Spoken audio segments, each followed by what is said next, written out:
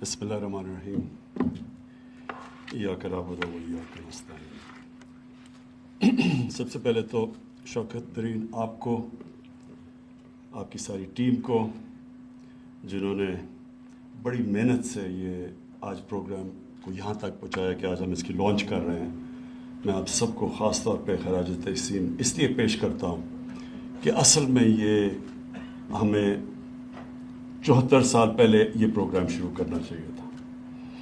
دیکھیں، میں یہ سمجھتا ہوں کہ ہم نے ایک بڑی 74 سال پہلے بہت بڑی غلطی کی، اور میں آپ کو بتاتا ہوں وہ غلطی کیا ہے۔ ہم یہ سمجھتے تھے کہ ایک وقت پہ ہمارا ملک خوشحال ہو جائے، ہمارے پاس اتنا پیسہ آ جائے، اس کے بعد ہم پھر ایک پاکستان کو فلاحی ریاست بنائیں۔ اور یہ جو سوچ ہے نا کہ پہلے پیسہ اکٹھا ہوگا، پہلے ملک میں سرپلس ہوگا، ہمارے پاس پیسہ ہوگا، پھر وہ ہم غریبوں کی طرف لگائیں گے، میں یہ سمجھتا ہوں کہ یہ فنڈامنٹلی غلط فیصلے تھے۔ دیکھیں، مدینہ کی ریاست کی میں کیوں بات کرتا ہوں؟ کیونکہ وہ دنیا کی تاریخ کا سب سے کامیاب ماڈل تھا، اور ماڈل کی کامیابی ہوتی ہے جو اس کے ریزلٹس دیتے ہیں۔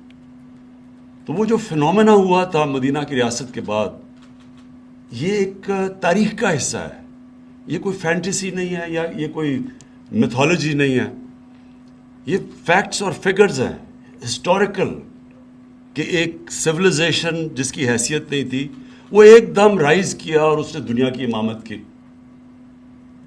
اور 1000 سال تک دنیا کا پریمیئر سویلائزیشن رہا۔ تو مدینہ کی ریاست کیوں اللہ ہمیں کہتا ہے کہ نبی صلی اللہ علیہ وسلم کی سنت پہ چلو، ان کی شریعہ پہ چلو؟ کیوں کہتا ہے؟ ہماری بہتری کے لیے کہتا ہے۔ یہ ہمیں غلط فہمی ہے کہ ہم اللہ کو کوئی فائدہ پہنچا سکتے ہیں۔ تو وہ اس لیے ہمیں کہتا ہے کہ اگر آپ ان کے کیریکٹر کو فالو کریں گے تو کہ انسان کا کیریکٹر اوپر چلا جائے گا اور وہ ایک عظیم انسان بن جائے گا، اور اگر آپ ان کی جو انہوں نے ریاست بنائی تھی اس کے اصولوں پہ چلیں گے، آپ کی ریاست اٹھ جائے گی۔ میرا یہ ایمان ہے کہ جو مدینہ کی ریاست میں ہوا تھا، پہلے انہوں نے فلاحی ریاست بنائی تھی، پھر خوشحالی آئی تھی۔ یہ بالکل غلط ہمیں خیال ہے کہ جو پہلے پیسہ آیا تھا اور پھر انہوں نے سارا نچلے طبقے کو، جو پہلی دنیا کی تاریخ کی ایک ویلفیئر اسٹیٹ بنی تھی، وہ ویلفیئر اسٹیٹ پہلے بنی تھی، پھر خوشحالی آئی تھی۔ کیونکہ اللہ کی برکت آتی ہے، جو ہم اللہ میں مانتے ہیں اس کی برکت آتی ہے، اس کی جب وہ خوش ہوتا ہے کہ آپ اس کی انسانیت کے لیے کچھ کرتے ہیں تو اوپر سے پھر وہ آپ کی مدد کرتا ہے۔ کیونکہ اس کی کوئی ایکسپلینیشن نہیں ہے کہ دیکھتے دیکھتے دو سپر پاورز کے بیچ میں ایک قوم جس کی حیثیت ہی کچھ نہیں تھی اور ڈیوائیڈڈ تھی ٹرائبز کے اندر، وہ ایک دم اٹھ گئی اور دونوں سپر پاورز اس کے سامنے کولیپس کر گیا اور وہ دنیا کی ٹاپ سویلائزیشن بن گیا۔ تو اس میں سب سے بڑی چیز ہے انسانیت۔ جس قوم میں انسانیت ہوتی ہے، اللہ کی برکت آتی ہے اس کے اوپر، اور ساتھ ساتھ اس کے انصاف۔ یہ دونوں اللہ کے حکم ہیں، انصاف اور انسانیت۔ یہ بیسز ہے ایک سویلائزیشن کا۔ اب آپ دو قومیں دیکھ لیں، ایک ہی جتنی آبادی دونوں کی، ایک طرف ہندوستان، دوسری طرف چائنا۔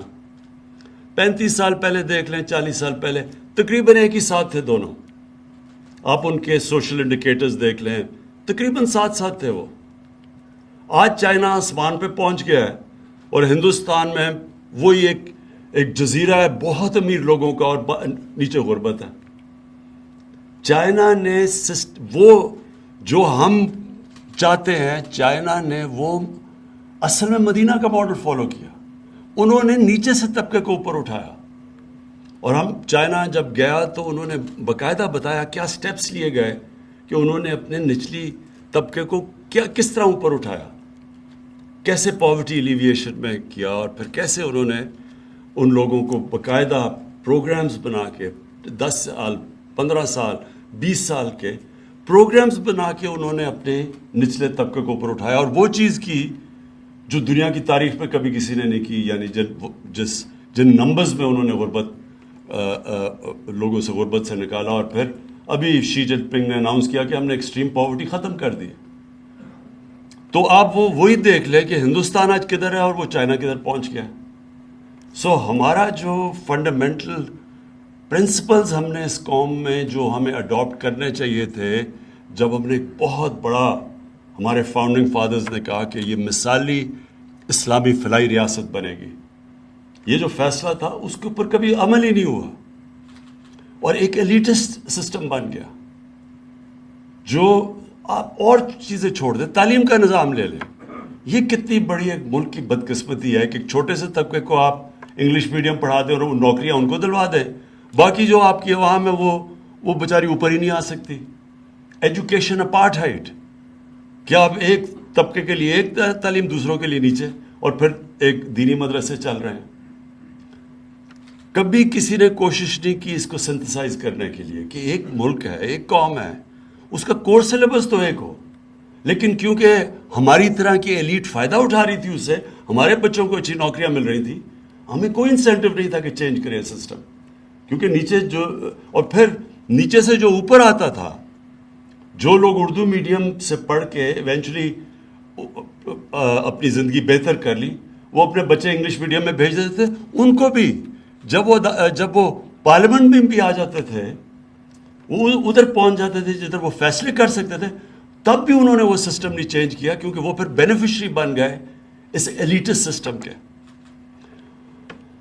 اور اس لیے میں شفقت آپ کو خاص طور پہ یہ خراج تحسین پیش کرتا ہوں، جو پہلی دفعہ پاکستان کی تاریخ میں ہم نے اب یہ بڑا مشکل اٹیمپٹ کیا چینج کرنے کا یہ سسٹم، کہ ہم نے ایک کورس سلیبس ایک بنایا. اور کتنی آوازیں آ رہی ہیں اس کو آبجیکٹ کرنے کے لیے. شرم نہیں آتی ان لوگوں کو کہ آپ کو پتہ ہے کہ ناانصافی کا سسٹم ہے، اس کے بعد بھی کامنٹ کہہ رہے ہیں جی پیچھے لے کے جا رہے ہیں لوگوں کو. یعنی کہ سمجھ نہیں آئے کہ پیچھے کیسے جا رہے ہیں. اگر آپ ساروں کو لیول پلینگ فیلڈ دیں گے کہ وہ بھی انگریزی سیکھیں تو پیچھے کیسے جا رہے ہیں. دوسری چیز جو شوکت نے بات کی کہ ہمارا جو سسٹم بن چکا ہے وہ سارا ایلیٹ کے لیے بن چکا ہے. قرضے ہیں تو پیسے والے لوگوں کے لیے، گھر بنائیں گے تو پیسے والے لوگوں میں ہونی چاہیے، تعلیم پیسے والے، انصاف کا نظام صرف پیسے والے لوگوں کے لیے. ایک غریب آدمی اور ایک طاقتور کا مقابلہ ہو جائے عدالت میں، وہ کبھی غریب جیت ہی نہیں سکتا، اس کو انصاف ہی نہیں مل سکتا. سو سارا سسٹم کیٹر کرتا ہے چھوٹے سے لوگوں کو. یہ کبھی معاشرہ اوپر نہیں جا سکتا جب تک ہم فنڈامنٹلی ہمارا مائنڈ سیٹ چینج نہیں ہوتا، معاشرہ اوپر نہیں جا سکتا.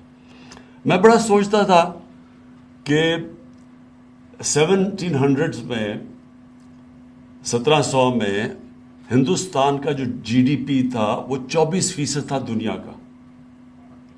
تو میں سوچتا تھا کہ یہ کیسے پیچھے رہ گیا. تو ایک برنیئر ہے جو 1650s میں جو شاہ جہان کے کورٹ میں جاتا ہے اور وہ فزیشین بن جاتا ہے وہاں. تو اس کی ڈائریز ہیں کہ وہ کورٹ کی لائف کیا تھی. تو اس میں بڑی زبردست انسائٹ ملتی ہے کہ ہم کیوں پیچھے چلے گئے. اس وقت سپر پاور تھے مغل، دنیا کی سپر پاور مانے جاتے تھے وہ. تو وہ جب وہ ڈسکرائب کرتا ہے وہاں کی دنیا اور پھر وہ کمپیئر کرتا ہے کہ فرانس میں کیا ہو رہا ہے اور وہ فرانس میں کیا حالات تھے اور ادھر کیا حالات تھے ہندوستان میں. تو پہلے تو وہ بادشاہ کا بتاتا ہے کہ اس کے پاس جس طرح کے جو وسائل تھے، پیسے تھے، ہیرے، جیولری، سب کچھ، کہتا وہ مقابلہ ہی نہیں کر سکتا تھا فرانس سے، ان کا بادشاہ. یعنی جس طرح کی وہ امیری تھی اس کے بادشاہ، مغل بادشاہ، پھر اس کے پرنسز تھے، پھر ان کا سارا. لیکن اس نے جو اصل بات کی، اس نے کہا جب میں دلی میں جاتا تھا اور میں اس کو کمپیئر کرتا تھا پیرس سے، تو پیرس میں جب آپ سڑک پہ پھرتے تھے تو 7 ایسے لوگ ہوتے تھے جن کے کپڑے اچھے ہوتے تھے اور 3 ہوتے تھے جو کہ غریب ہوتے تھے. لیکن کہتا ہے جب میں دلی کی سڑک میں پھرتا تھا تو 6 ایسے لوگ ہوتے تھے جن کے کپڑے پھٹے ہوئے اور جو غریب ہوتے تھے، اور صرف 3 یا 4 ہوتے تھے جن کے اچھے کپڑے تھے. تو بیسکلی جب ایک انیکوالٹی ہوتی ہے سوسائٹی میں، یہ بیسز ہوتا ہے اس کا نیچے جانے کا. کوئی بھی معاشرہ نہیں کامیاب ہو سکتا جدھر ایک امیروں کا ایک جزیرے ہوں اور غریبوں کا سمندر ہو. کوئی معاشرہ نہیں کامیاب ہو سکتا. تو ہماری کیا کوشش ہے؟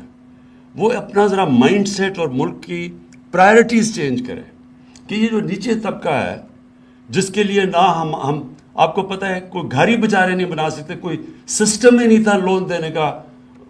غریبوں کو تو چھوڑیں, جو ہماری پروفیشنل کلاسز ہیں, غریب جو ہمارے لوور مڈل کلاسز ہیں, جو مڈل کلاسز ہیں, وہ بھی گھر نہیں بنا. کیش ہے تو گھر بناؤ, یا کوئی سسٹم ہی نہیں تھا ہاؤس فائنینسنگ کا. اور پھر جب ہم نے یہ کیا اور بڑی مشکلوں سے یہ بڑی دیر لگی رکاوٹیں دور کرتے کرتے کہ کیوں نہیں فائنینس جا رہا نیچے, تو ہم نے پھر ریئلائز کیا فائنلی جب تیار بھی ہو گیا سسٹم, ہم نے قانون بھی وہ فورکلوجر لا کا جو قانون تھا وہ جو پھنسا ہوا تھا بڑی دیر سے, وہ بھی کسی نے کوشش کی کہ اس کو وہ اسٹے آرڈر ختم کرنے کے لیے. تو جب ہو بھی کیا, پھر بھی جو ہمارے بینکس تھے ان کے پاس انفراسٹرکچر ہی, ان کی ٹریننگ ہی نہیں تھی چھوٹے لوگوں کو قرضے دینے کے لیے, تو وہ چھوٹے لوگوں کو قرضے نہیں ملتے تھے.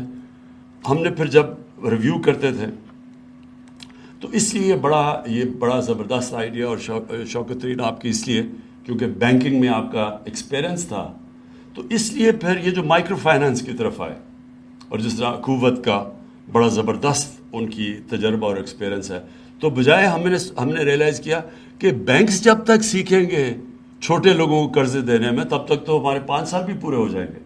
تب ہم نے پھر سوچا کہ ہم مائکرو فائنانس کمپنیز کو لے کے جو شوکت ترین کا آئیڈیا تھا. اور اب انشاءاللہ یہ جو کامیاب پاکستان ہے, یہ ایک لینڈ مارک پاکستان کی تاریخ میں ایک ایسا پروگرام یہ شروع کر رہے ہیں ہم, جو میں سمجھتا ہوں کہ خیر کامیابی تو اللہ دیتا ہے, کوشش انسان کی ہے, کہ میں یہ سمجھتا ہوں کہ جب آپ اس طرف لگ جائیں جدھر عام آدمی کی زندگی آپ بہتر کریں, جدھر غریب آدمی کی دعائیں لگیں, تو اسی معاشرے میں اللہ کی برکت آتی ہے. میں صرف اپنا تجربہ آپ کو شوکت خانم کا بتا دوں کہ ہم نے جب میرا صرف شوکت خانم بنانے کا صرف مقصد ایک تھا کہ غریب آدمی چھوڑیں, 95% 90% پاکستانی کینسر کا علاج نہیں کروا سکتے کیونکہ سب سے مہنگا علاج ہے. تو وہ میں نے تب سوچا کہ غریب آدمی, اگر ہم پیسے والے لوگوں کے لیے اتنا مہنگا علاج ہے تو غریب آدمی کے لیے تو امپاسبل ہے. تو شوکت خانم کا بیسس وہ تھا. اب یہ سوچیں کہ جب وہ ہاسپٹل بنا تو ہمیں سب نے کہا کہ غریب کا ایک پہلے ہی بڑا مشکل ہوتا ہے, کینسر ہاسپٹل کے جو ایکسپنسز جو چلانا اس کا رننگ کاسٹ سب سے زیادہ ہوتے ہیں. تو اگر آپ غریب کا مفت علاج کریں گے تو ہاسپٹل چلے گا ہی نہیں. تو ہمارے جو باہر سے بھی ایڈوائز, اپنے باہر سے ایڈمنسٹریٹر منگوایا, اس نے بھی یہ کہا کہ اگر آپ نے 5% سے زیادہ لوگوں کا مفت علاج کیا بند ہو جائے گا ہاسپٹل. اور وہ پھر ہاسپٹل نے میرا یہ جو ایمان پکا کیا کہ جب آپ غریب کے لیے, اور ہم کھڑے رہے, ہم نے وہی کیا کہ 70% کا مفت علاج ہوگا. تو یہ دنیا میں کوئی ایک پرائیویٹ کینسر ہاسپٹل نہیں جو 70% مریضوں کا مفت علاج کرتا, کوئی نہیں ہے دنیا میں ایسا. اور جب ہم نے کیا تو جو یہ میں صرف آپ کو فگر دینا چاہتا ہوں کہ جو 70 کروڑ میں ہاسپٹل بنتا ہے وہ آج غریبوں کا 9 ارب روپے کا مفت علاج ہوتا ہے ہر سال, 9 ارب روپے کا. لیکن ہر سال پچھلے سال سے زیادہ پیسہ آ جاتا ہے.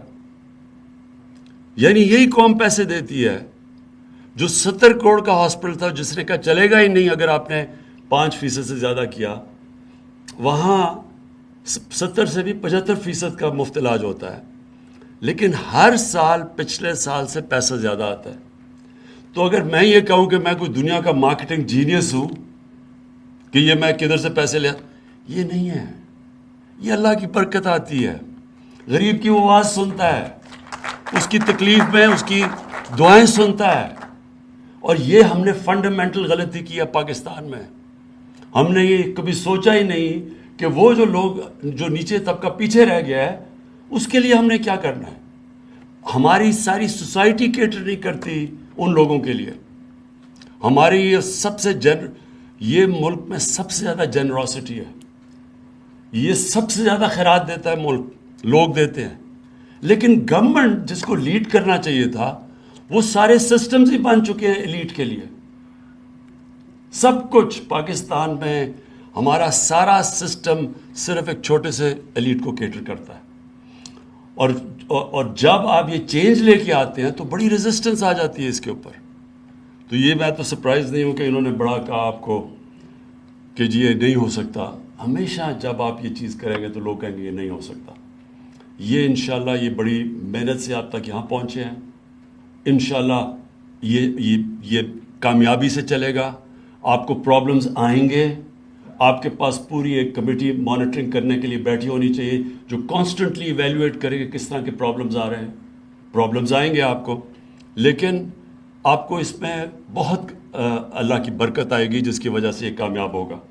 میں صرف یہ کہہ دوں کہ اس وقت جب لوگوں کو مشکل ہے اور مہنگائی کی وجہ سے ہمیں پتہ ہے کہ نیچے لوگوں کو تکلیف ہے، لیکن میں لوگوں کو صرف یہ بتانا چاہتا ہوں کہ گورنمنٹ اپنی پوری کوشش کر رہی ہے کہ نچلے طبقے کو ہماری تکلیف نہ ہو اس ٹائم پہ جب کہ چیزیں مہنگی ہیں. تو میں صرف یہ بتا دوں کہ دنیا میں تیل کی قیمت پچھلے چند مہینوں میں 100% بڑھی ہے. پاکستان میں ہم نے صرف 22% بڑھائی ہے. اس وقت پاکستان سوائے وہ ملک جو 19 ملک ہیں جدھر تیل خود اسی یعنی جو ادھر سے تیل نکلتا ہے جن کو امپورٹ نہیں کرنا پڑتا، سوائے ان کے علاوہ پاکستان میں اس وقت سب سے کم قیمت پہ ہم ڈیزل اور پیٹرول بیچ رہے ہیں کیونکہ ہم نے صرف 22% بڑھائے ہیں. گندم 37% دنیا میں اس کی قیمت بڑھی ہے. یہ جو سارا کرنچ آیا ہے کووڈ کی وجہ سے دنیا میں جب سپلائی لائنز افیکٹ ہوئی ہیں تو اس وقت 37%. پاکستان میں ہم نے صرف 12% بڑھائی ہے. چینی دنیا میں 40% اس کی قیمت اوپر گئی ہے. پاکستان میں ہم نے صرف 21% بڑھائی ہے. اور یہ وہ ملک جو کہ پہلے ہمیں کافی پریشر ہمارے اوپر فسکل ڈیفیسٹ کے، اور آپ کو پتہ ہے کہ جو ملک میں ہمارے ڈیفیسٹس ہیں اور جو قرضے چڑھے ہوئے ہیں، اس کے باوجود ہم نے اپنی طرف سے پورے کم سے کم امپیکٹ ڈالا ہے نچلے لوگوں کے اوپر.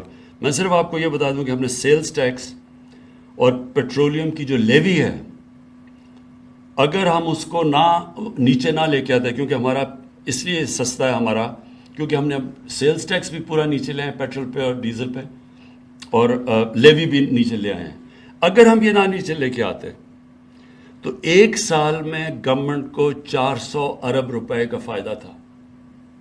تو ہم نے یہ نیچے لا کے، جو ہندوستان میں اس وقت دگنا ہے ہمارے سے پیٹرول اور ڈیزل، تو وہ کیوں دگنا ہے؟ کیونکہ انہوں نے اپنی لیویز نہیں کم کی. تو ہمیں ایک سال میں 400 ارب روپے کا ہمیں نقصان کیا صرف تاکہ لوگوں کے اوپر بوجھ نہ پڑے. میں اس لیے کہہ رہا ہوں کہ یہ ظاہر ہے لوگوں کو تکلیف ہے کہ قیمتیں بڑھ گئی، ہمیں پتہ سب کو، لیکن ہم نے اپنی طرف سے پوری کوشش کی ہے کہ نچلے طبقے کے اوپر کم سے کم امپیکٹ جائے. اور انشاءاللہ اب آنے والے دنوں میں ہم احساس کا اپنا ٹارگیٹڈ سبسڈیز کا پروگرام لے کے آ رہے ہیں، اور اس سے ہم نچلے ہاؤس ہولڈز کو 40% نچلے ہاؤس ہولڈز کو ڈائریکٹ سبسڈی دیں گے ان کو یہی کموڈیٹیز گندم کے اوپر اور آٹے کے اوپر اور چینی کے اوپر. اور یہ جو گھی دنیا کے اندر جو ہم امپورٹ کرتے ہیں تقریباً ہمارا 75% امپورٹ ہوتا ہے. جو پام آئل کی قیمت وہ تقریباً 80% بڑھ گئی ہے. تو وہ جو یہاں اوپر گیا تو کیونکہ ہم امپورٹ کرتے، بیسکلی امپورٹڈ انفلیشن ہے. 40 لاکھ ٹن ہم نے پچھلے سال گندم امپورٹ کیے. تو امپورٹڈ انفلیشن کی وجہ سے اس وقت مہنگائی ہے. ہم یہ سمجھتے ہیں کہ ایک تو ہم ٹارگیٹڈ سبسڈیز سے ڈیل کریں گے، دوسرا آنے والے دنوں میں یہ جب سپلائی کا یہ جو پرابلمز کم ہوں گے تو انشاءاللہ کموڈٹی کی قیمت دنیا میں جب نیچے آئیں گی تو پھر بھی ہمارے ملک میں بھی نیچے آ جائے گی. پھر سے میں آپ سب کو شوکت، آپ کی ساری ٹیم کو، جتنے بھی آپ نے یہ جو کنسلٹیشنز کر کے یہاں تک پہنچے ہیں، میں ان سب کو آج خراج تحسین پیش کرتا ہوں. شکریہ.